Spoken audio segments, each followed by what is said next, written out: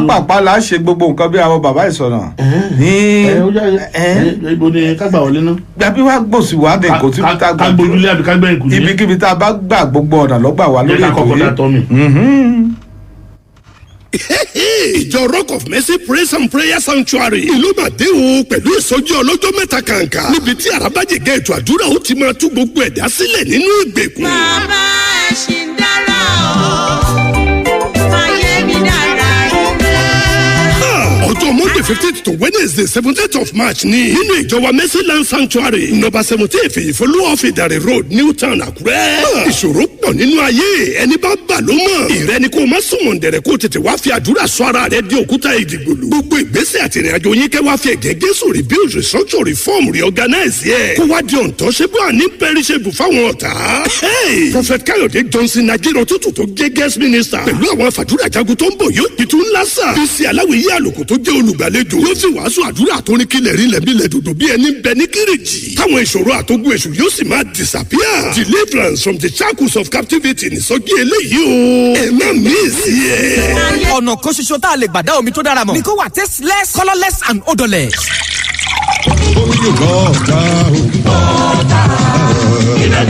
WH table water lolúborí gbogbo omi nílẹ̀ yìí.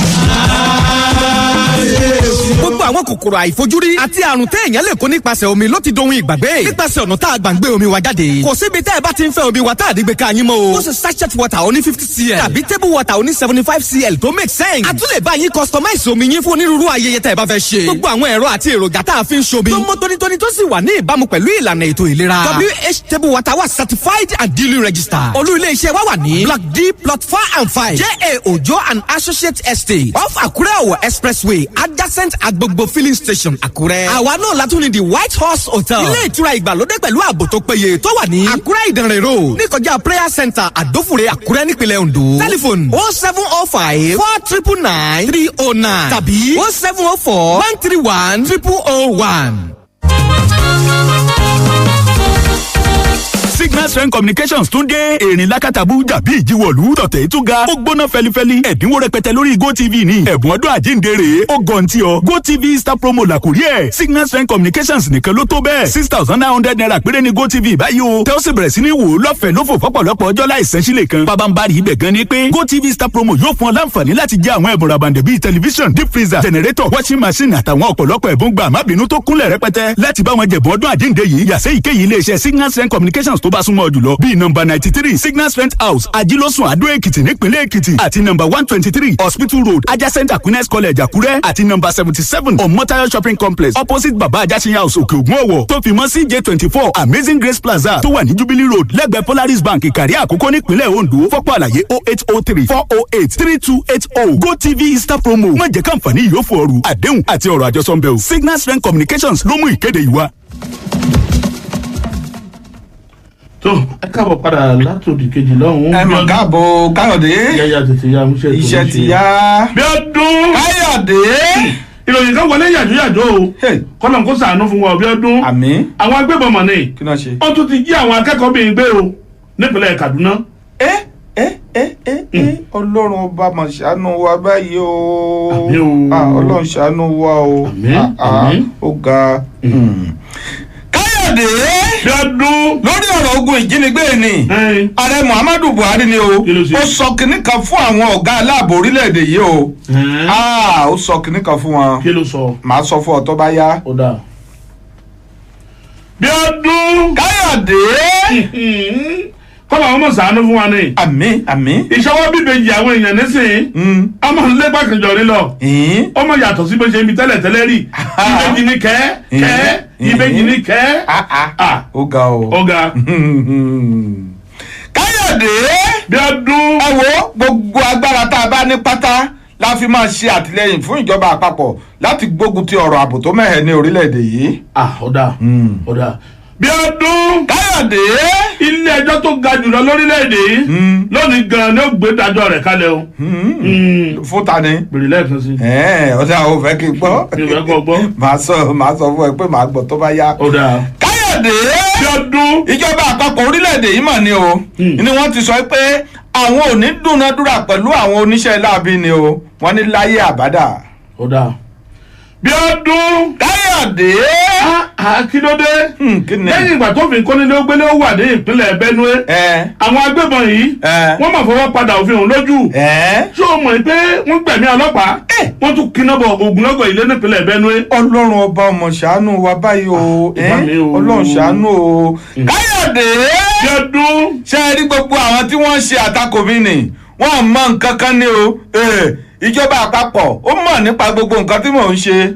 Ó dáa. Bíọ́dún. Káyọ̀dé. Ọ̀gá o. Kí ni? Orí adé kan mọ̀ ní. Kí ló ṣe báyìí? Ọjàgbé mádájọ́ tó nílé ẹjọ́. Abáranlẹ́wọ̀n ọdún kan. Wọ́n rán lẹ́wọ̀n. Orí adé. Wọ́n rán lẹ́wọ̀n. Tọ́ ìyẹn kọjá àfẹnusọ fún mi o. Ó kọjá àfẹnusọ. Jẹ́ kí n lọ sódì kejì lọ́ọ̀ kó jẹ́ kí n lọ sinmi lé yẹn náà. Kó o tó sinmi náà. Èmi náà fẹ́ sinmi lọ́dọ̀ sinmi. Ó dáa. Customer dáadáa. Ẹ dẹ́kun ẹ fún mi lẹ́ran márùn-ún. Ẹja pọ̀mọ́ kíká tó kata sínú. Tinú ẹran ọbẹ̀ mẹ́ta ẹ bá mi sí ẹ̀ papọ̀. Ẹ wá fún mi níyàn mẹ́wàá. Kí gbogbo rẹ̀ ó jẹ́ 5,000 naira. Àjàlá. Wọ́n nìkan tí oúnjẹ 5,000 naira ṣé kò wá pọ̀ jù bí? Kò tí ì gbọ́ nípa iléeṣẹ́ Joma Homes and Property wọ́n ń talẹ̀ ní Sunshine Parks and Gardens tó wà ní Olókùta Community Àkúrẹ́ Ondo Road ni. Ṣé ṣeré ni 5,000 naira. Bí mo sọ fún ọpọ́dọ̀ wọn ni mo ti ralẹ̀ tó fi mí lọ́kàn balẹ̀. Pẹ̀lú sísanwó díẹ̀díẹ̀ fún oṣù mẹ́rìndínlógójì 500 naira lójoojúmọ́ tàbí 1,000 naira. Fún 36 months tí màá fi san tán tí sì gbàwé ilẹ̀ mi. Wọ́n ti bẹ̀rẹ̀ Easter bẹ̀rẹ̀kẹ̀tẹ̀ lásìkò ọdún àjíǹde yìí. Bẹ̀rẹ̀ látòrí ẹni tó bá san 50,000 naira àti jù bẹ́ẹ̀ lọ. 200,000 naira àti jù bẹ́ẹ̀ lọ. 500,000 naira àti jù bẹ́ẹ̀ lọ àti àsan pé lórí ilẹ̀ tí wọ́n bá rà wọ́n lẹ́tọ̀ọ́ sí àpò ìrẹsì. Látòrí 10 kg 25 kg 50 kg àti òróró. Aṣọ́yípo àti àlàkalẹ̀ ń bẹ ṣá o. Àǹfààní yìí wá wà fún àwọn oníbàárà àti tẹ́lẹ̀ àti tàwọn tuntun. Iléeṣẹ́ wọn wà ní nọ́mbà 80 Oyemekun Road, Àkúrẹ́. Ẹ tún lè pè wọ́n sórí nọ́mbà yìí 08036431070 08036431070. Abẹ́gbé la ó dá nígbà tí a bá kú tán. Ìyá wa dàbẹ́gbé ó ti dàgbé bẹ́ẹ̀.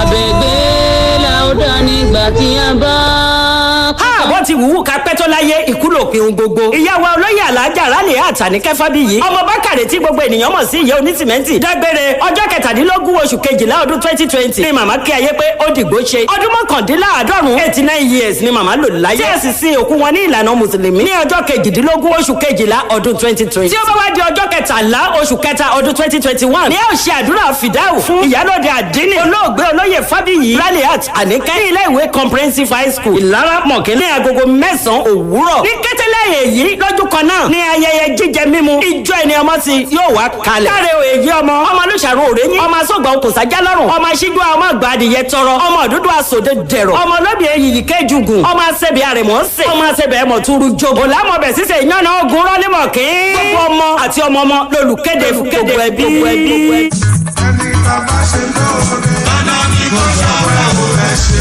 Àtẹ̀wọ́lára farm association tilẹ̀ omi fún Òdìgbò local government wọ́n fi ń kí eléríire olóṣèlú àkọ́kọ́ tá a rí nílẹ̀ tí ò gbógun tàgbẹ̀ tí ò fi yàjàgbẹ̀ tí ò fora àgbẹ̀ pa mí ń dè ọdún mẹ́rin àkọ́kọ́ tẹ́ ẹ kọ́kọ́ lò lórí ro àwọn àgbẹ̀ à ń gbègbè ayọ̀ lókè gan à ń jìjẹ ayọ̀ à ń jẹun tó wù wá sùn forí lóṣù ká bí ọ̀rọ̀ bá wá rí bí eléyìí Àtẹ̀wọ́lára farm association tó mi fún wọn ní arákùnrin Rótìmí Akérédolú àti gbákejì wọn Lọ́kì Ayédàtiwa pẹ̀lú ọmọ wa ní ọ̀nàrẹ́bù Túnjí Fábíyì Samuel pẹ̀lú ọ̀nàrẹ́bù pásítọ̀ Akin Olóòtú ọ̀nàrẹ́bù Yétúndé Adéyanjú pẹ̀lú àwọn eré adé Òdìgbò local government tí wọn ò gbógun tàgbẹ̀ tí wọn ò ní àgbẹ̀ lára ọba òwúrò fún tilẹ̀ lápá ọba Solomon Adérẹ̀mí Adéjà ìlú ọba Bámidélé Jamiu Akínwẹ̀ akógbètilẹ̀ àjùẹ̀ àwọn ọba tó nífẹ̀ẹ́ àgbẹ̀dẹ kùnkùndùn pẹ̀lú ọ̀dọ̀fin ìlú ọ̀rẹ́ níjòfin ìlú ọ̀rẹ́ akọ̀wé ìlú ọ̀rẹ́ bàbá orí ló pé bàbá òtítọ́ lójú gbogbo ẹ̀yin lámẹ̀tọ́ lámẹ̀tọ́ wọ̀nyí tí ò jẹ́ kómi ìka èèyàn kó gbé wa lọ njó ní ladúpẹ́ lọ́wọ́ yín òdórí arákùnrin Rótìmí Akérédolú second time olùkéde Ògúndìpẹ̀ Wàsíù Alhaji Táíwò Dúrósànyà Akínọlá Isaac Peter Àkànó ló kọ Apalára farm association tó mi fún.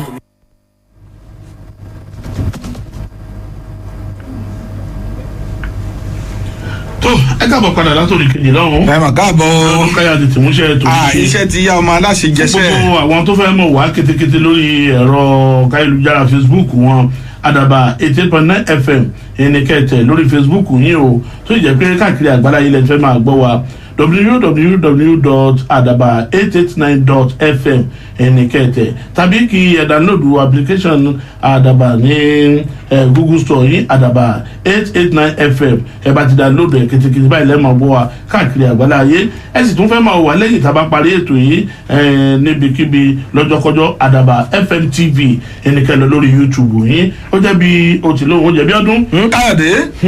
káyọ̀dé tì ní ṣe. iṣẹ́ ti yé ọmọ aláṣẹ jẹ. bí ọdún. Káyọ̀dé.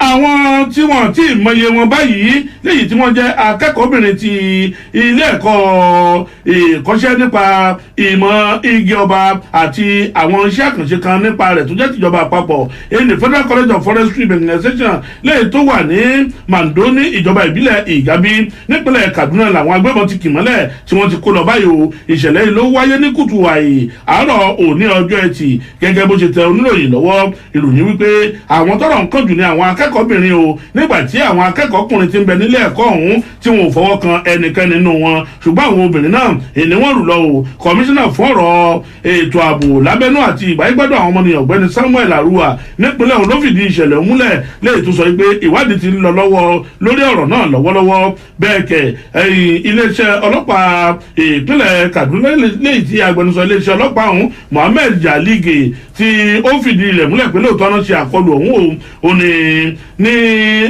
òru àná ní kò sí ohunkóhun tí ó ṣẹlẹ̀ ṣùgbọ́n ọwọ́ ìdájí ni wọ́n ṣe bẹ́ẹ̀ tí wọ́n ṣe àkọlù èyí ló ń wáyé ní kò tí ì ju bí wákàtí méjìdínláàádọ́ta báyìí lẹ́yìn ìgbà tí kọmíṣánná fún ọ̀rọ̀ ààbò lábẹ́nú àti ìwáyégbádùn àwọn ọmọnìyàn ọ̀gbẹ́ni Samuel Arua lẹ́yìn tí ó ṣe ètò àgbékalẹ̀ kan tí wọ́n pè ní ètò ààbò ọdún 2020 tí wọ́n sì ń ṣàlàyé gbogbo ohun tó ṣẹlẹ̀ ní ìpínlẹ̀ ọ̀hún lọ́dún 2020 fún gómìnà ìpínlẹ̀ náà èyí ni Malam Nasir El-Rufai ẹ wo tá a bá fẹ́ ka ìpínlẹ̀ ìròyìn ẹ lọ sínú ìwé ìròyìn Punch àtàwọn ìwé ìròyìn míì tó jáde.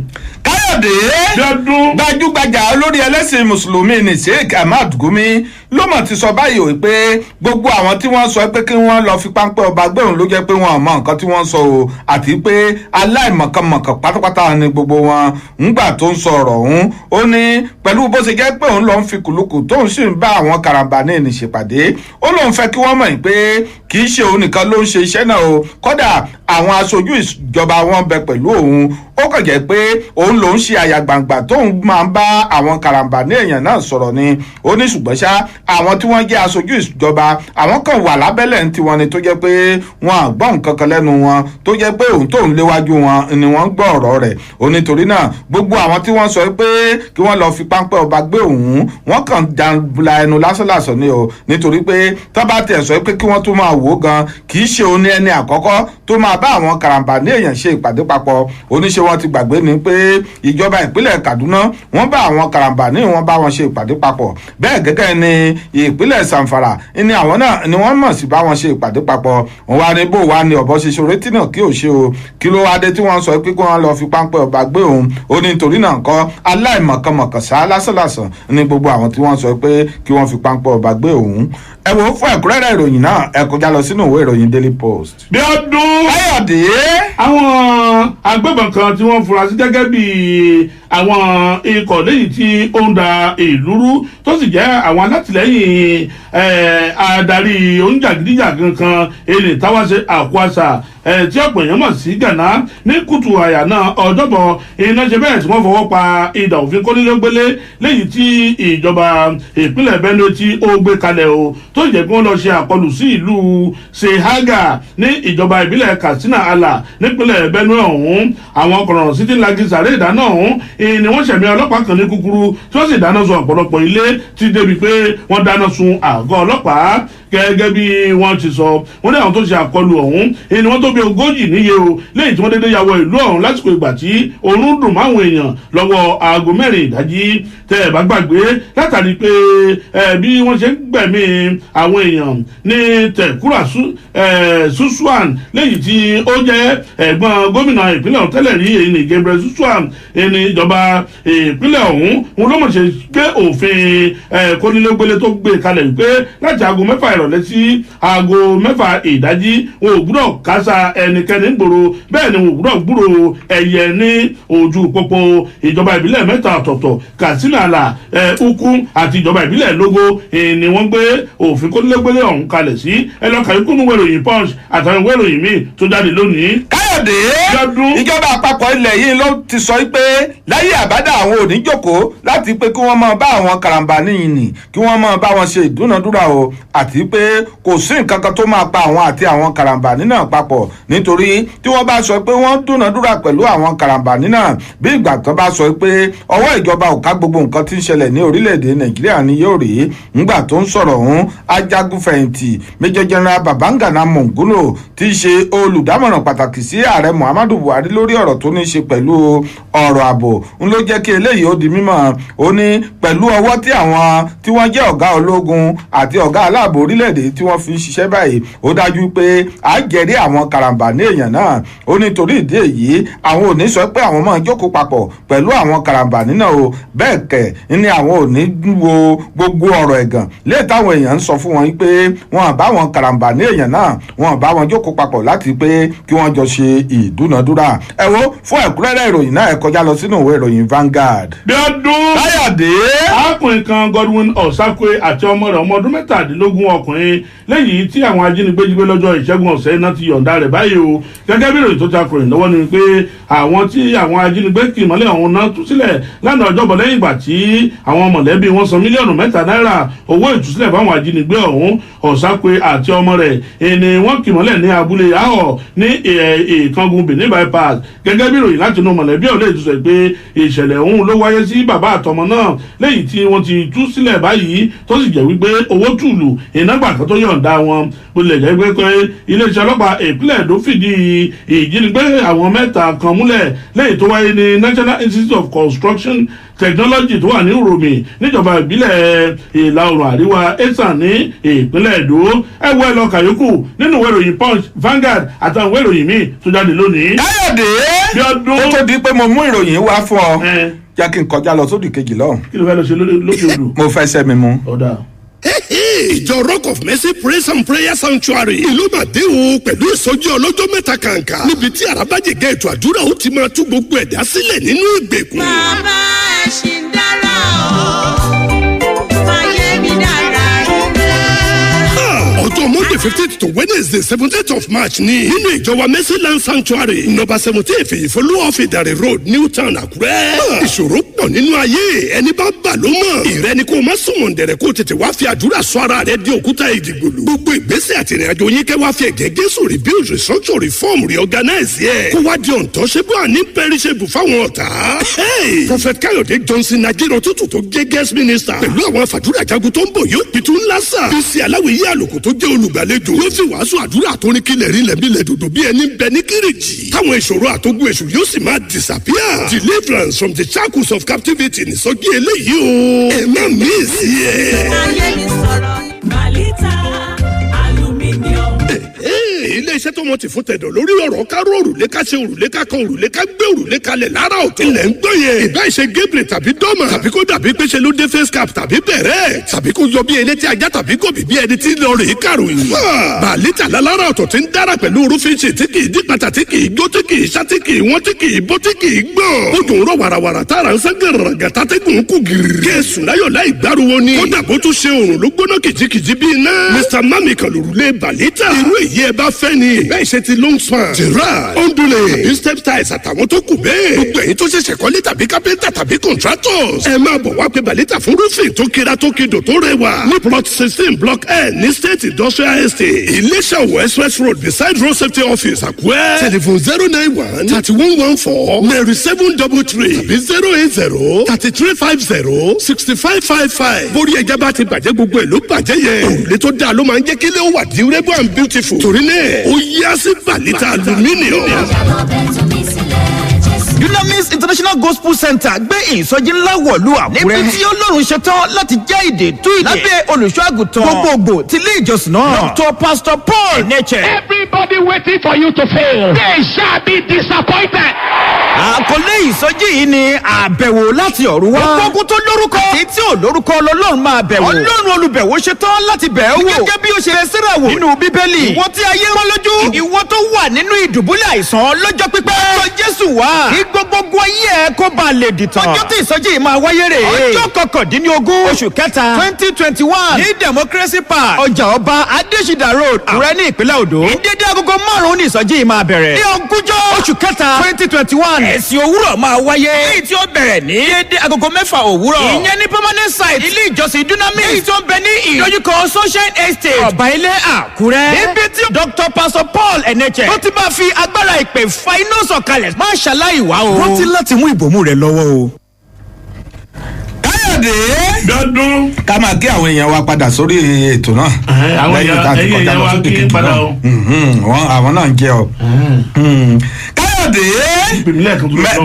bẹ́ẹ̀ni ààrẹ Muhammadu Buhari ni o n ló ti sọ nǹkan tó sọ tẹ́lẹ̀ tó tún wá fòtélé ò tó sọ pé àníṣe nǹkan tó ń sọ tẹ́lẹ̀ ni wípé ẹnikẹ́ni nínú àwọn èèyàn tí wọ́n bá ti rí tó bá ti ń gbé ìbọn AK-47 dání káwọn ọmọ ogun ilẹ̀ yìí kí wọ́n máa dáná ìbáyá irúfẹ́ ẹni bẹ́ẹ̀ onílòótọ́ àti lódodo ń lò ń sọ ọ̀rọ̀ náà ó sì tún tẹnumọ́ pé nǹkan tó ń sọ ló ń sọ ni kì í ṣe pé bóyá ọ̀rọ̀ náà ó jábọ́ láti ẹnu òun nítorí ìṣèjọba òun kò ní fààyè gba ẹnikẹ́ni láti máa da orílẹ̀-èdè Nàìjíríà irú ó ní òótọ́ àti lódodo ń lò ń sọ ọ̀rọ̀ náà nítorí pé pẹ̀lú bí ọ̀rọ̀ ààbò orílẹ̀-èdè yìí bó ṣe mẹ́hẹ̀ yìí òun ò ní gbà káwọn kan kí wọ́n dúró sí ibì kan kí wọ́n sì máa ṣe bẹ́ẹ̀ kí wọ́n máa halẹ̀ mọ́ àwọn èèyàn tàbí kí wọ́n máa dúkùkù lajà mọ́ ẹ̀mí wọn tó fi di pé bóyá wọn yóò máa gbẹ̀mí wọn. ààrẹ Muhammadu Buhari tó sọ̀rọ̀ yìí lásìkò tó ń ṣe ìpàdé papọ̀ pẹ̀lú àwọn orí adé ní orílẹ̀-èdè yìí léyìí tó jẹ́ pé Sultan ti ìlú Sokoto Alhaji Muhammad Saad Abubakar kẹta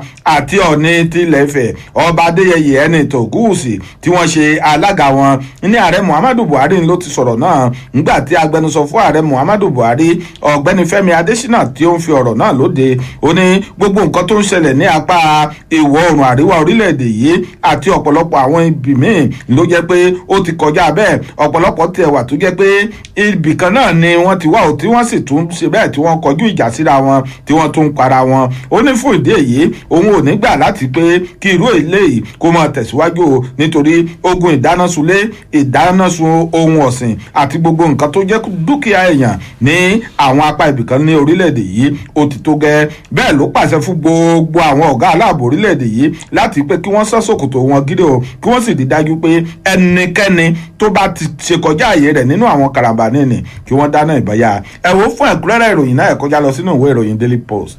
bí ọdún Káyọ̀dé.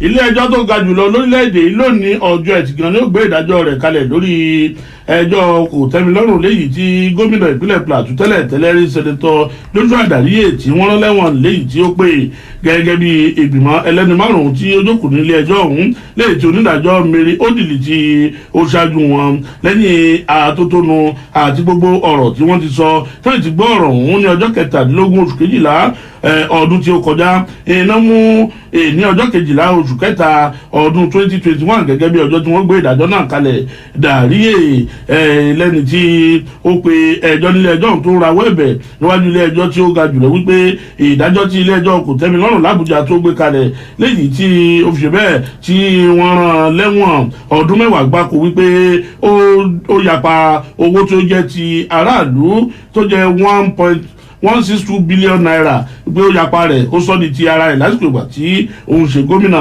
ìgbìmọ̀ ẹlẹ́ni mẹ́ta ní ilé ẹjọ́ Kòtẹ́milọ́rùn náà lẹ́yìn tí onídàájọ́ Stephen Ada tí ó ṣáájú wọn iná ṣe bẹ́ẹ̀ tí wọ́n gbé ìdájọ́ ọ̀hún kalẹ̀ ṣáájú nínú ìdájọ́ náà onídàájọ́ Adébùkọ́lá Bánjókòó ti ilé ẹjọ́ gíga ti ìjọba àpapọ̀ tó wà ní olúlu orílẹ̀-èdè lọ́kọ́ gbé ìdájọ́ kalẹ̀ ní ọjọ́ 12 oṣù kẹfà ọdún 2018 ẹ lọ kà yòókù nínú ìwé ìròyìn Punch àtọ̀pọ̀ ìwé ìròyìn tó jáde lónìí. Káyọ̀dé ó sọ pé ó ti máa ń rẹ̀ mí púpọ̀ jù mo tún ti fẹ́ lọ sinmi ni o mo ń bọ̀ mo fẹ́ tó tètè kìlọ̀ ìwọ ló mọ mo ń bọ̀. oògùn atẹ́jẹ́ ṣe kan ni mo fẹ́ ròyìn ẹ̀wọ̀n gbọ́ president abablo tọ́ni ló ń jẹ́ ó máa dùn ó máa jọ̀lọ̀ ó máa fresh ọmọdé bá lò ẹ̀rẹ̀rẹ̀ amadun àgbàlagbà bá lò àdàbí ọmọdé president abablo tọ́ni kíkẹ́ máa lò.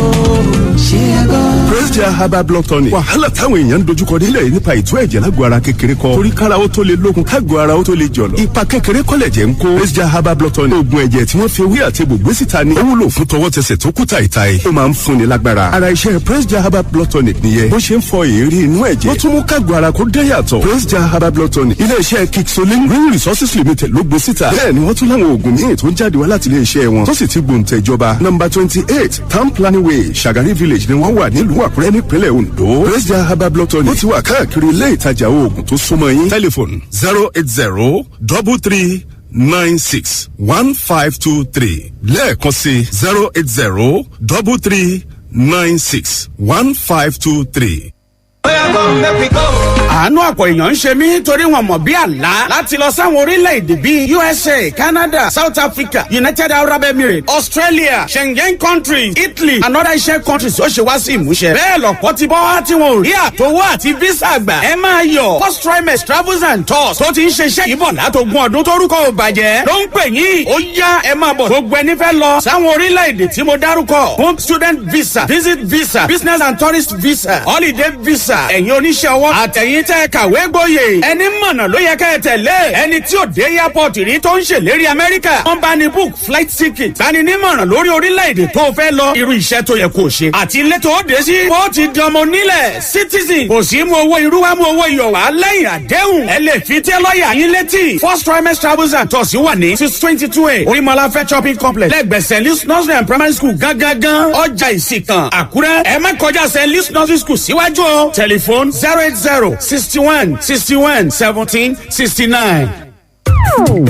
bá ṣe ń bímọ sáyé tán táǹkì ní kú èkó ibùsùn uniform bẹ̀rẹ̀ láti fún orin tán láti gba ìkókó títí darúgbó kẹlẹ́lẹ́ ibùsùn uniform ibùsùn gidi.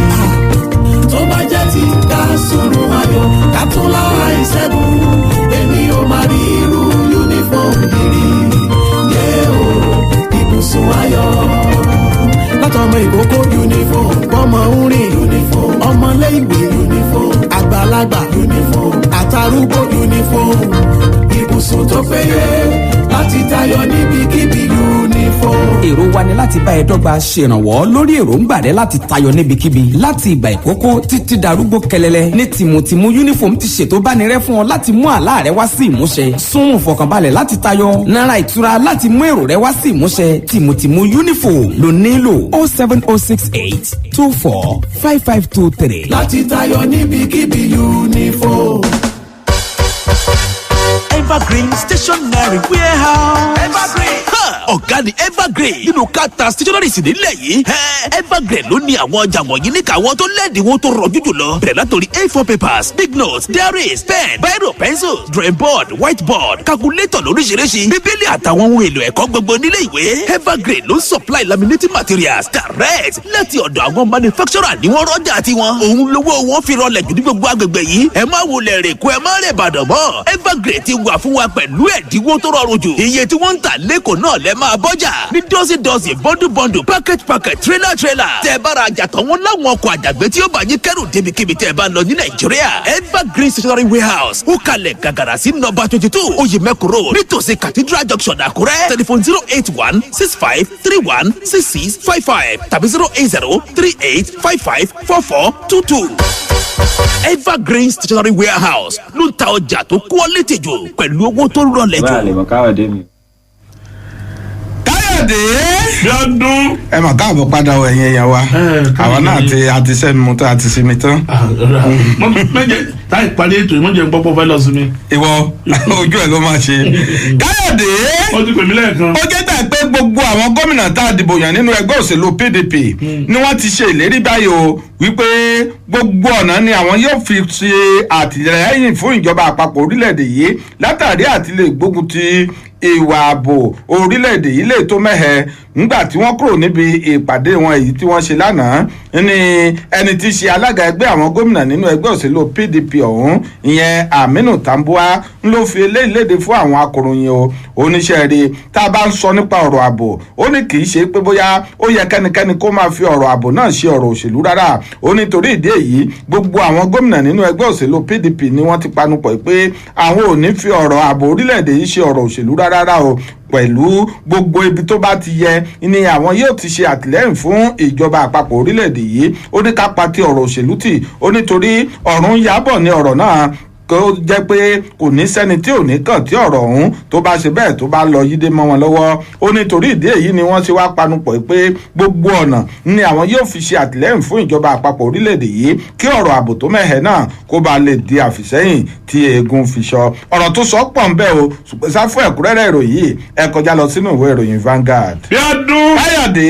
ẹ má gbàgbé tí ẹ bá fẹ́ mú wa lórí Facebook yìí báyìí kétékété ẹ kàn lọ sí orí Facebook yìí tẹ̀tẹ̀ àdàbà 88.9 FM kétékété báyìí lẹ́ẹ̀ máa wò wá tí wàá jẹ́ pé orí rédíò yín ni ẹ fẹ́ máa gbọ́ wa ẹ download application àdàbà 889 FM tàbí ẹ lọ sí orí ìtàkùn ẹ̀rọ káyélujára www.adaba889.fm lórí YouTube yín àdàbà FM TV lẹ́ẹ̀tì máa wò wá bí ọdún. Káyọ̀dé. àwọn amòòkùnṣìkà ìgárá ọlọ́ṣà wọn mọ̀gbẹ̀mí àwọn èèyàn méjì ṣùgbọ́n àwọn ọlọ́pàá àti àwọn OPC wọ́n ti bẹ̀rẹ̀ sí ní wá wọn kiri báyìí o. ó dá ẹnìkan tí ń fẹ́ alùpùpù ṣe iṣẹ́ òòjọ́ rẹ̀ tí wọ́n pè ní ọlọ́kadà lẹ́ni tí wọ́n ti mọ orúkọ rẹ̀ títí di àsìkò kúrò níjọ pẹ̀lú ẹnìkan tí wọ́n jẹ́ méjì lánàá ọjọ́bọ̀ náà sọ pé àwọn ìgárá ọlọ́ṣà kan iná yìnbọn pa onígbà tó ń ṣe àkọlù sí ilé ìfowópamọ́ kan nílùú Òkùkù nípínlẹ̀ Ọ̀ṣun gẹ́gẹ́ bí ìròyìn tó ti akọ̀ròyìn lọ́wọ́ ni wípé ọlọ́kadà ọ̀hún wọn ni wọ́n gbẹ̀mí rẹ̀ sí ẹ̀gbẹ́ ilé ìfowópamọ́ ọ̀hún nígbà tí àwọn adigunjalè náà tí wọ́n gbìyànjú àti bẹ́sẹ̀ wọn sọ̀rọ̀ gẹ́gẹ́ bí ìròyìn tó ti akọ̀ròyìn lọ́wọ́ ìró ìbọn léyìí tí wọ́n gbọ́ nìkan aago 7 ọ̀sán àná lẹ́bàá ilé ìfowópamọ́ ọ̀hún nígbà tí àwọn adigunjalè náà tí wọ́n ṣe iṣẹ́ láabi tó sì gbìyànjú àti wọ ilé ìfowópamọ́ ọ̀hún wọn ló pe àkíyèsí àwọn èèyàn àwọn ìgárá ọlọ́ṣà ọ̀nà ni wọ́n ṣe iṣẹ́ ọwọ́ wọn fún odidi wákàtí kan gbáko tí ó sì sí ẹni tó yẹ wọ́n lọ́wọ́ wò débi pé wọ́n sì gbìyànjú àti kúrò ní ilé ìfowópamọ́ ọ̀hún lẹ́yìn ìgbà tí wọ́n ti pa ètò ọwọ́ wọn tán náà wọ́n bẹ̀rẹ̀ sí ní yìnbọn lákọlákọ èèkan ní ara àwọn ọta ìbọn tí ń fò kiri ìlú lọ mú ọlọ́kadà tó wà lẹ́gbẹ̀ẹ́ ilé ìfowópamọ́ náà tó sì jẹ́ wípé ojú ẹsẹ̀ ìlógbèkuru jẹ́ lọ́wọ́ ẹbọra ìròyìn wípé àwọn ọlọ́pàá náà dé sí inú ìlú ọ̀hún lẹ́yìn ìgbà tí àwọn ìgárá ọlọ́ṣà náà tí wọ́n ti bẹ́sẹ̀ wọn sọ̀rọ̀ ẹnìkan tó jẹ́ olùgbé ìlú Òkùkù Joel Ọláyẹmí ó mọ̀ bá oníròyìn sọ̀rọ̀ ó ní arákùnrin kan tó jókòó síwájú ilé rẹ̀ tó kẹsẹ̀ lẹ́sẹ̀ tí kàn ń wò rí ayé ńlọta àbọ̀fò fẹ́rẹ̀ o tó lọ mú níbẹ̀ tó jẹ́ pé lójú ẹsẹ̀ ìlú náà òun ló gbẹ́mìí mì ẹ kọjá lọ sínú ìwé ìròyìn Punch gbogbo ìwé ìròyìn tó jáde lónìí kẹ́ lọ kàyókù ń bẹ́ẹ̀. Káyọ̀dé pẹ̀lú bí ilé iṣẹ́ ìpapò orílẹ̀-èdè yìí bí wọ́n ṣe sọ pé owó epo pẹntiró kò ní gbélérí nínú oṣù kẹta ọdún tí a wà yìí ṣùgbọ́n ọ̀rọ̀ ti wá yí padà o ní báyìí o ilé iṣẹ́ yìí tí ó ń díyelé owó orí epo náà wọ́n ti wá kéde báyìí o pé owó epo fún jálá epo pẹntiró kan báyìí ó ti di 212 naira 6 kọ́bọ̀ o nígbà tí ó ń sọ ọ̀rọ̀ náà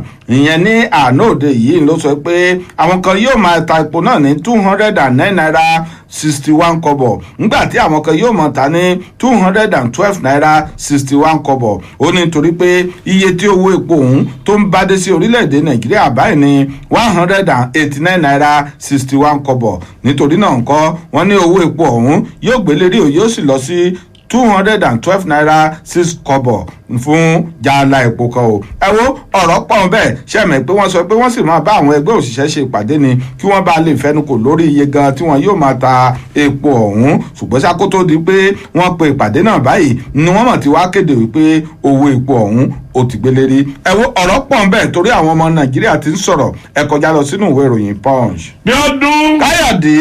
ilé ẹjọ́ kan nípínlẹ̀ Ọ̀ṣun rán ẹlẹ́wọ̀n tẹ́lẹ̀ rí kan tó ṣẹ̀ tẹ̀wọ̀n dé wọ́n tún rán lẹ́wọ̀n ọdún 5 látàrí kó ṣe àfọwọ́rá.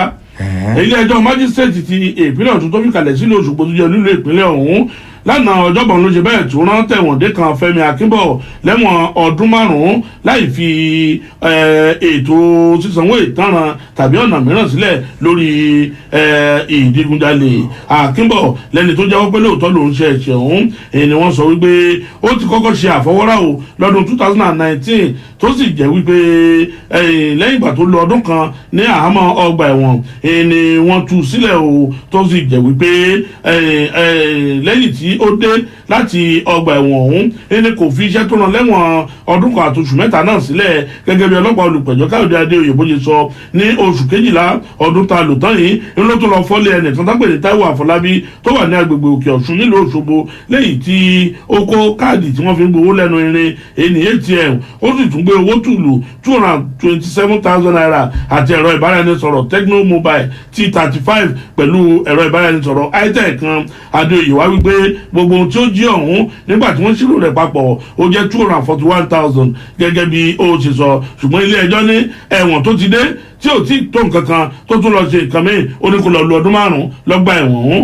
pẹ̀lú iṣẹ́ àṣekára ẹlọ́kà ikú nínú ìwé ìròyìn Punch agbègbè ìwé ìròyìn tó jáde lónìí. Káyọ̀dé sómi pé látọjọ́ ṣẹ́gun ọ̀sẹ̀ tí a wà yìí ni wọ́n ti kó abẹ́rẹ́ àjẹsára yìí tó máa ń dènà àrùn COVID-19 dé sí ìpínlẹ̀ Èkó, ṣùgbọ́n láti ìgbà náà gómìnà ìpínlẹ̀ ọ̀hún ti ṣe ẹni àkọ́kọ́ ní ìpínlẹ̀ náà kò mọ̀ tí ì gba abẹ́rẹ́ àjẹsára ọ̀hún o. Èyí ni gómìnà ìpínlẹ̀ ọ̀hún fi wá sọ̀rọ̀ tó sọ pé ó nídìí pàtàkì tóun ò tí ì fi gba abẹ́rẹ́ àjẹsára tó ń dènà àrùn náà. Ó ní ìdí ni wípé ó ti ní ìlànà lé tí wọ́n là kalẹ̀ láti pé kí àwọn èèyàn kí wọ́n lè gba abẹ́rẹ́ àjẹsára ọ̀hún. Ó ní gẹ́gẹ́ bí ìlànà ọ̀hún ni wọ́n ti sọ pé àwọn tí wọ́n jẹ́ òṣìṣẹ́ elétò ìlera àwọn ni yóò kọ́kọ́ gba abẹ́rẹ́ àjẹsára náà kó tó di pé àwọn ẹlòmíín yóò mọ̀ tẹ̀lé wọn. Ó ní nítorí ìdí èyí ńgbà tí ó jẹ́ pé abẹ́rẹ́ ọ̀hún tó ti wá dé sí ìpínlẹ̀ náà àwọn tí wọ́n jẹ́ òṣìṣẹ́ elétò ìlera ni wọ́n kàn ń gba abẹ́rẹ́ ọ̀hún, kì í ṣe pé bóyá ẹ̀rù rẹ̀ ń bà òun rárá àti rárá ni. Nítorí ìdí èyí òní òde yìí gan tí í ṣe ọjọ́ ẹtì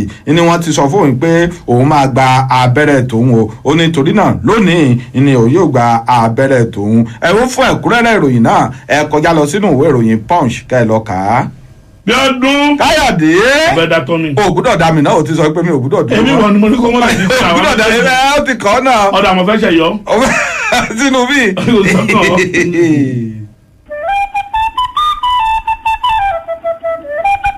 Abalaye Ọdẹ Hunter Association of Nigeria katilálẹ̀ pa Òdìgbò local government. Nání mọ̀kànmọ̀kàn ló yẹ nǹkan òun rere yóò sì kan gbogbo ọmọ ẹlẹ́gbẹ́ ọdẹ Hùmáyà ọdẹ kí. Wọ́n ní ká má gbàgbé ìpàdé tá a mọ̀ ṣe lóṣooṣù. Eléyìí tí ó wáyé lọ́jọ́ 13 oṣù kẹta ọdún 2021. Àgbà ọdẹ mọ̀pẹ́lájò ọmọdé ọdẹ mọ̀pẹ́lájò. Ààrẹ Ọláwálé number 1 citizen Abalaye Ọdẹ Hunter Association of Nigeria. Kájíjọ pàdé ní alálẹ̀ pa. Àtẹ́rí àkọ́mádà gbogbo ọdẹ. Pẹ̀lú àṣìpakọ̀ ṣe. Wọ́n ní kábàláyé mọ̀pẹ́lájò tètè dé. Láago 10 òwúrọ̀ ọjọ́ 13 oṣù kẹta nílùú lálẹ̀ pa Òdìgbò local government. Olúọdẹ lálẹ̀pá Abíóyè Túndé Àṣìpá Ọládèjì Táítọ̀ Ọládèjì Wáídì Ìyá láti Ògúndìpẹ̀ Abíọ́lá Kápọ̀ Láyínká Ṣẹ́gun Ṣègbádébọ̀ Jídé Baálẹ̀. Lọ́jọ́ náà ni kò fóṣì ọmọ babolódẹ yóò mọ fi ìjálá ọdẹ kí gbogbo àwọn Àbáláyé ọdẹ káàbọ̀ sí ìlú alálẹ̀pá. Àbáláyé ọdẹ alálẹ̀pá zohùn náà ni. tẹfẹtẹfẹ dókèrè àwònírẹ́bí nílẹ̀ yóò dókèrè tẹfẹtẹfẹ ó dókèrè àwònírẹ́bí nílẹ̀ yóò dókèrè tẹfẹtẹfẹ ó dókèrè.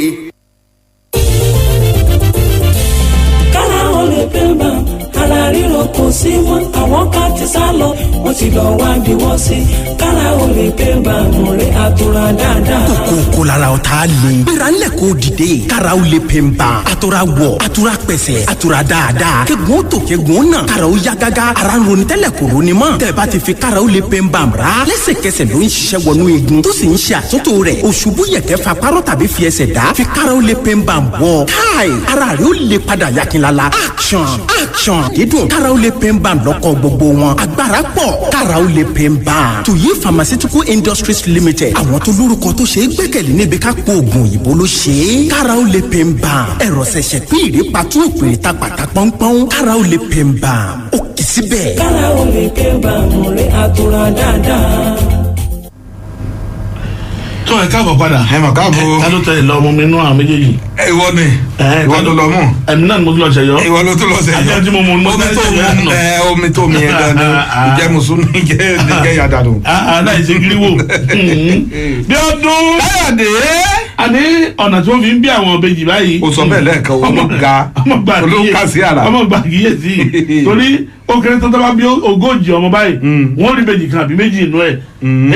àti pé bí wọ́n ṣe wá bí ìbejì báyìí ó yàtọ̀ sí bọ́n ṣe bí tẹ́lẹ̀ rí o gẹ́gẹ́ bí àwọn onímọ̀ ìjìnlẹ̀ kan lẹ́yìn tí wọ́n gbé síta lónìí ọjọ́ ẹtì tí wọ́n fi ń sọ pé ọ̀nà tí àwọn ìbejì tí wọ́n fi ń sá wáyé báyìí àfi bí ẹni wọ́n ṣẹ̀ la ọ̀nà tó tún gbòòrò fún wọn o lẹ́yìn tó sì jẹ́ wípé bí àwọn òṣìṣẹ́ elétò ìlera bóyá ọ̀nà tí wọ́n fi kọ́ àwọn lọ́kọláya lọ́nà àti bí ọmọ sáyé ni ó wá yapa ìbejì báyìí tó fi jẹ́ wípé kẹ̀tíkẹ̀tí ni ìbejì wọn ni ó kéré tán lọ́dún kan o wọ́n mọ bí 1.6 million ìbejì lọ́dọọdún gẹ́gẹ́ bí àwọn onímọ̀ ìjìnlẹ̀ ọ̀hún wọ́n ṣe fìdí rẹ̀ múlẹ̀ lẹ́yìn tí wọ́n sì gbé síta lórí ẹ̀rọ káyélujára àti àwọn ìwé ìròyìn gẹ́gẹ́ bí àwọn mọ̀lẹ́bí àti àwọn mọ̀lẹ́bí àwọn ìbejì ọ̀hún káàkiri àgbáláyé ni wọ́n ti sọ wípé bí àwọn ìbejì bí wọ́n ṣe máa ń sá wáyé nísìnyí ní ayé káyélujára tá a wà yìí wọ́n ní àfàìmọ̀ kọ́mọ̀ jẹ́ wípé orí ẹ̀rọ káyélujára ń làwọn ìbejì ọ̀hún iná ti tú wá sílé ayé ní kẹ̀tíkẹ̀tí bí ọdún ọ̀fẹ́ kàyégu lọ sínú ìwé ìròyìn punch àtàwọn ìwé ìròyìn míì tó jáde lónìí kọ̀ lọ́ọ̀ká. ọ̀gá ò káyọ̀dé. máa bí tiẹ̀ bí ọdún. ó gẹ́gbà pé àwọn ẹgbẹ́ òṣèlú pdp ni òní wọ́n ti sọ pé kò mọ̀ sí nǹkan tí ò lè ṣẹlẹ̀ lọ́dún 2023 tí wọ́n máa dìbò ààrẹ orílẹ̀-èdè yìí o wọ́n ní nítorí pé nínú ẹgbẹ́ òṣèlú tiwọn wọ́n fààyè gbà á gẹ́gẹ́ bí ìwé òfin wọn ti sọ pé kí wọ́n yí ipò ẹni tí yóò díje sí ipò ààrẹ nínú ẹgbẹ́ òṣèlú náà kí wọ́n yí sí ẹkùnkẹ́kùn tó bá wù wọ́n ní ṣùgbọ́n lọ́wọ́ tá a sì wà báyìí àwọn sì ń gbìyànjú láti yanjú gbogbo gbogbo tí ń bẹ nínú ẹgbẹ́ òṣèlú náà ni torí àwọn ti wà kàǹpé báyìí láti gba ìjọba lọ́wọ́ ẹgbẹ́ òṣèlú apc lọ́dún 2023 wọ́n ní ibikíbi táwọn bá rí i pé ẹni tí wọ́n bá gbé yóò ti jáwé olúborí ni àwọn yóò ti gbé o wọ́n ní ṣùgbọ́n ṣá àwọn ò tí ì ní ṣe yẹn nísìn ó dìgbà tí wọ́n bá kọ́kọ́ yanjú gbogbo àwọn ọ̀rọ̀ èyí tí ń bẹ nínú ẹgbẹ́ òṣèlú wọn nítorí igi ti wó lu igi nínú ẹgbẹ́ òṣèlú náà torí rẹ̀ ni wọn yóò kọ́kọ́ gbé ìgbà tí wọ́n bá gbé tán ni wọn yóò ṣẹ̀ wá sọ pé tọ́ apá ibi báyìí gan láti máa gbé olùdíje sí ipò ààrẹ nínú ẹgbẹ́ òṣèlú náà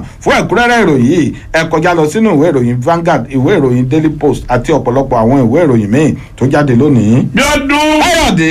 ká tó gba àwọn èèyàn láàyè láti máa pèsè orí ètò jẹ́ sáré mú kékeré wa. jẹ́ ń gbọ́. ẹyin ẹnìkan tí ó jẹ́ adámùtà náà ṣe bẹ́ẹ̀ tó ń ṣẹ̀mí rẹ̀ ní kúkúrò tó sì tún gbé ehun ìrìnsẹ̀ rẹ̀ tí wọ́n gbé lọ. ẹyin gẹ́gẹ́ bí ìròyìn bó ti sọ ẹnìkan tó yẹ pé ẹ̀mú ní dátà òsígbè àyọ̀mọ̀nẹ́kà yìí ni wọ́n ṣe bẹ́ẹ̀ tó ń ṣẹ̀mí rẹ̀ ní kúkúrú níjàtú níjọba ìbílẹ̀ ìwọ̀ oòrùn ẹ̀sákọ̀ nípínlẹ̀ èdò gẹ́gẹ́ bí ìròyìn ṣe sọ arákùnrin ọ̀hún tí ò tí ì ju ẹni 50 ọdún lọ ẹni wọ́n sọ pé wọ́n gbẹ̀mí rẹ̀ ní kùtù àyànná nígbà tí ó gbìyànjú àti lọ ṣe iṣẹ́ òòjọ́ rẹ̀ ní pópónà èyíkú níbi tí ó ti fẹ́ lọ dá ẹ̀mú gẹ́gẹ́ bí ìròyìn ọ̀hún ṣe sọ àwọn tí ó tẹ̀ ń fetí kọ lásìkò ìgbà tí lásìkò tó ń ṣẹlẹ̀ náà ń gbọ́ igbe rẹ̀ nígbà tó ní ẹ dákun ẹ jọ̀ọ́ ẹ má pa mí wọ́n ní ṣùgbọ́n ogun ẹgbẹ́ tó ń bẹ̀ ọ̀hún ẹ̀yìn igba ni wọ́n yí àgbàdo rẹ̀ sí o lójú àwọn tó fẹ́ ṣẹ̀mí rẹ̀ ní kúkúrú tó sì ṣẹ̀mí rẹ̀ ní kúkúrú ọ̀hún náà bá gbé alùpùpù tó ṣẹ̀ rà lẹ́yìn ìgbà tó ti kẹ̀kẹ́ rálì rẹ̀ tó tì síbì kan náà bá gbé lọ ẹ lọ kàyókù nínú ìròyìn Punch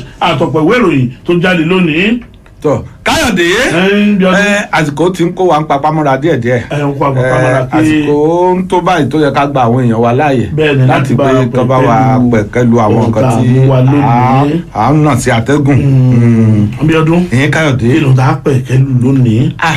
nǹkan tá a pẹ̀kẹ́lu káyọ̀dé ó mọ̀ lágbára tó kan tó nílé tàlejò tó kan tẹrú tọmọ. kódà nǹkan méjì ní káyọ̀dé àkọ́kọ́ ó lọ́rọ̀ owó orí epo èyí tí wọ́n ṣẹ̀sọ́ pé wọ́n tún fi lé báyìí. tó ní o ti dẹ́ 212 naira fún jálá epo kan.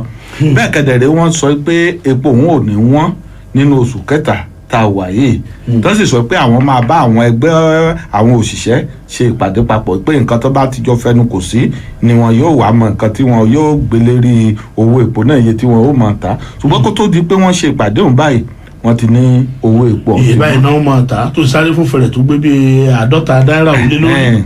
ìyẹn àkọ́kọ́ ìkejì káyọ̀dé lórí ọ̀rọ̀ ààbò orílẹ̀-èdè yìí tó mẹ́hẹ̀ yìí so mẹ́ pé ẹgbẹ́ òṣèlú PDP báyìí wọ́n láwọn máa ṣe àtìlẹ́yìn fún ìjọba àpapọ̀. tó àtìlẹ́yìn tó lóòrìn. bẹ́ẹ̀ kẹ̀dẹ̀rẹ́ ẹgbẹ́ òṣèlú alátakò la pè wọ́n. ṣé kì í ṣe pé ó yẹ kó máa tako ìjọba àpapọ̀ ni lórí gbogbo nǹkan tó ń ṣẹlẹ̀ ṣùgbọ́n wọ́n rò pé àwọn máa ṣe àtìlẹ́yìn fún ìjọba. ṣé alẹ́gbẹ́ òṣèlú alátakò tó ṣe gbòógì báyìí àbí bò lọ̀rọ̀ ń ṣe rí. Bíọ́dún kì í ṣe tiwa láti sọ wípé báyìí bí kò ṣe àwọn aráalé ni wọn nílà káyè jù wá bẹ́ẹ̀ni mọ méjì tá a pẹ kẹlù lónìí. àbí wọ́n ń fẹ́ ìṣọ̀kan orílẹ̀-èdè Nàìjíríà náà ṣe sọ bẹ́ẹ̀.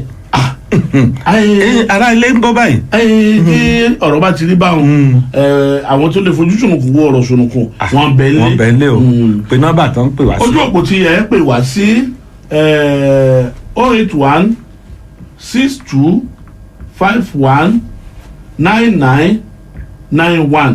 pè lẹ́ẹ̀kan sí. 081 62 51 9991 àti 090 81 77 87 93 090 81 77 87 93.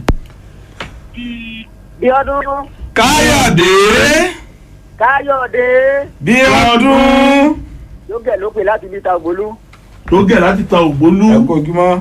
Ẹ kú ojúmọ́ ta. Ẹ ṣeun.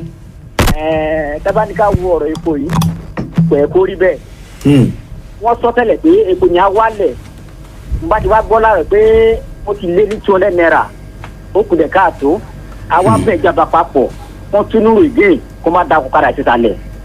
Ọ̀rọ̀ ààbò ọlọ́la máa képe mo bẹ àwọn pásítọ̀ wa lásìkò ní ẹ̀kí képe ọlọ́run kọ́lọ́kọ́ bẹ̀ gbàdúrà wa káàbọ̀ lọ́kọ́ gbó lórí wa.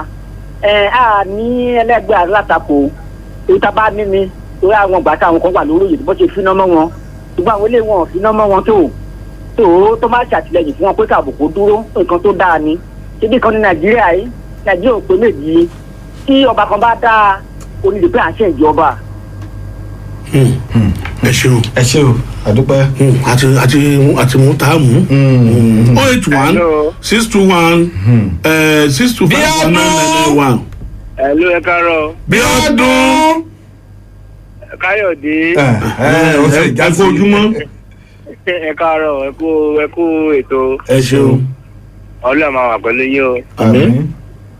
Nípa owó epo tí ẹ sọ̀rọ̀ ń pa ẹ̀kọ́ di 212 naira yìí. A ṣe ń repo gan ní oye tá a rà tẹ́lẹ̀ àgbádùn.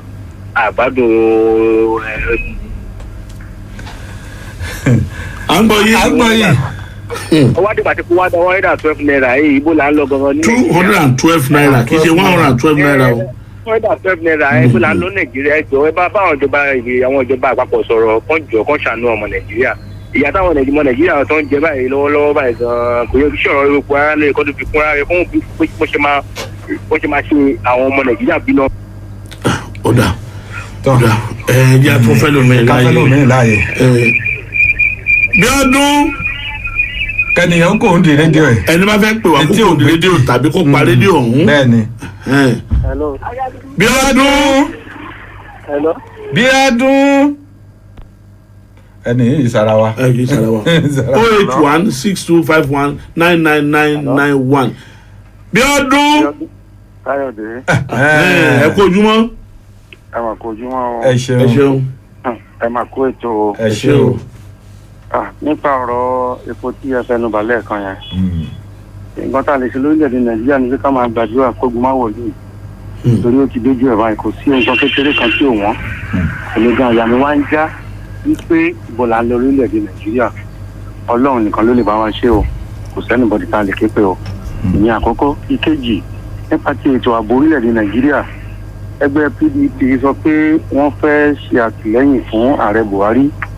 Ẹni tó wá wọ ẹgbẹ́ PDP dáadáa mọ̀ nípa ẹgbẹ́ tó nífẹ̀ẹ́ aráàlú ni wọn ò dẹ̀ fẹ́. Ya. Ẹ tún wa pè torí ọdún wa láti pè wá padà. Bíọ́dún.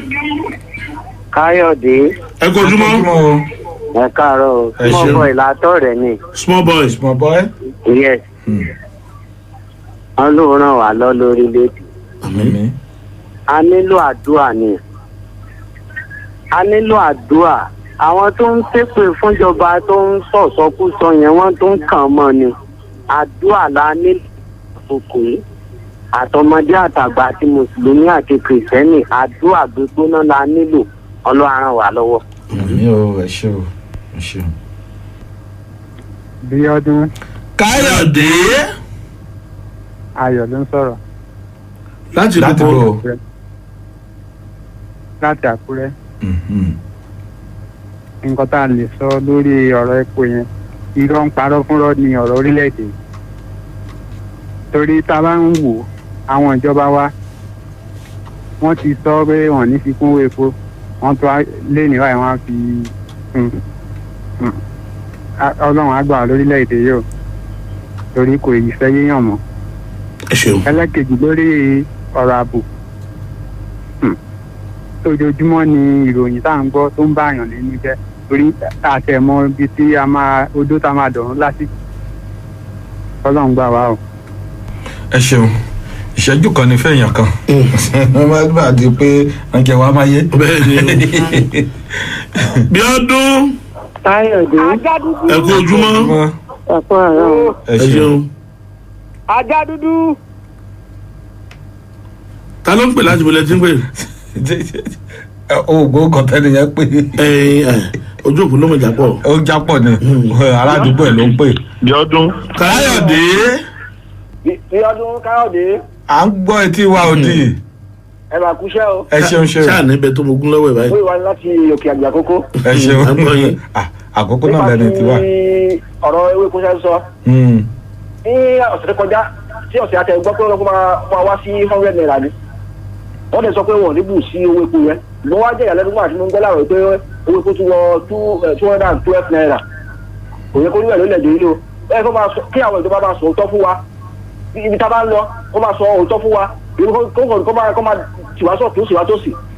Ọlọ́run kó gbà wá. nípa ti ọ̀rọ̀ ti ẹgbẹ́ tẹ́lẹ̀ pé ó ń sọpọ́ ti ẹgbẹ́ kejì. ní ọ̀rọ̀ ààbò kò yẹ ká fi ti òṣèlú sí. ẹ ká parapọ̀ kí ká sọ̀rọ̀ ààbò yìí kó lè lójú Ọlọ́run wà lọ́wọ́. yóò ẹ ṣeun. ẹ ṣeun. bí ọdún. Káyọ̀dé.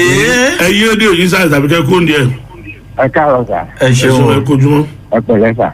ẹ ṣeun. ọmọ Jésù láti òde lè lè ní. mo máa ń sọ nígbà gbogbo ọ̀rọ̀ yìí kì í ṣe pé mo sọ pé kò gbọ́ àdúrà torí lọ́sẹ̀ tó kọjá wọ́n ní epo yẹn máa wá 300 naira níṣẹ́ báyìí ó ti di 212 naira kò sí ní tá a lè ṣe sà torí pé ìṣẹ́jú kalẹ̀ fún yàn ìjọba Ọlọ́run ní ká máa retí ìjọba yìí ò lè ṣe nǹkan kan àti PDP àti APC ìjọba ayé ní gbogbo ìjọba Ọlọ́run ní ká máa retí ẹ̀kúṣẹ́ Olúwa o. ẹ ṣeun àdúpẹ́ ẹ Káyọ̀dé.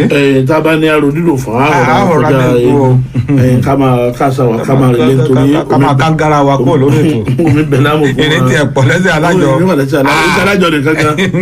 èrè pọ̀ lẹ́sẹ̀ bí ọdún Káyọ̀dé kan. ibi tá a sì fẹsẹ̀ tẹ̀ lóde ìfà kì í ṣe bí kékeré. àbí ká mọ̀ kàn fún gbogbo ẹ̀ kan lẹ̀ ní.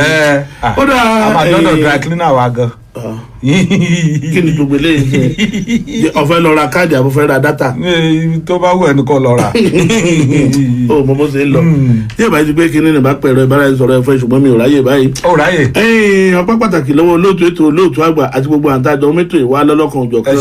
adúpẹ́ pẹ́ òkun lọ́wọ́ gbogbo ìtẹ́ bá dá sétò lónìí lágbára lọ́wọ́ Ọlọ́run kò ní rẹ̀ yín o orílẹ̀-èdè yóò ní bàjẹ́ yóò dáa nígbà tó bá wá dáa tán àtẹ̀mí àtẹ̀yìn wọn ní wẹ́nì ẹ̀kan tì nínú wa o.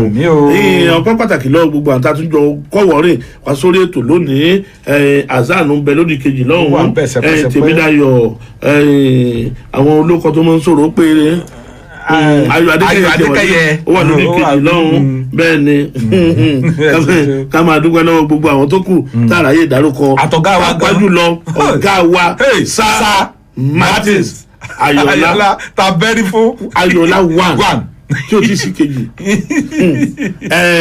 lọ́dún mo lálàá lé ní ọ̀gá sọjọ́ mi. o láàlá kan o láàlá kan aláyèké ni aláyèké ni.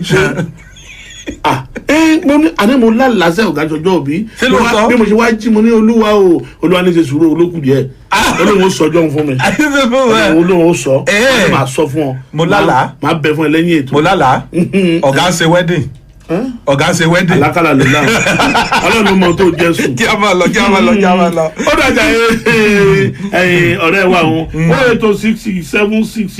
08066766944 08066766944. kí ló kọ ẹ.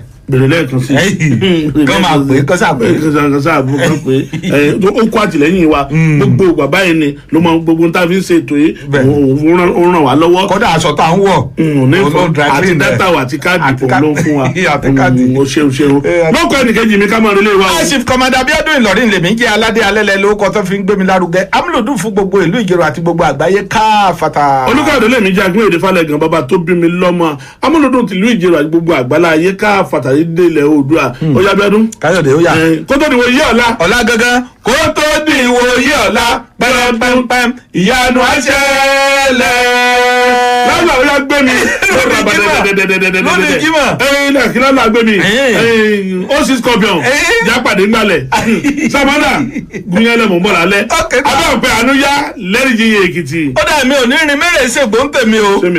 bẹ́ẹ̀ ni o kọ́kọ́rọ́ mọ́tò tèmi dà ó dára mọ́ kó Èkìtì.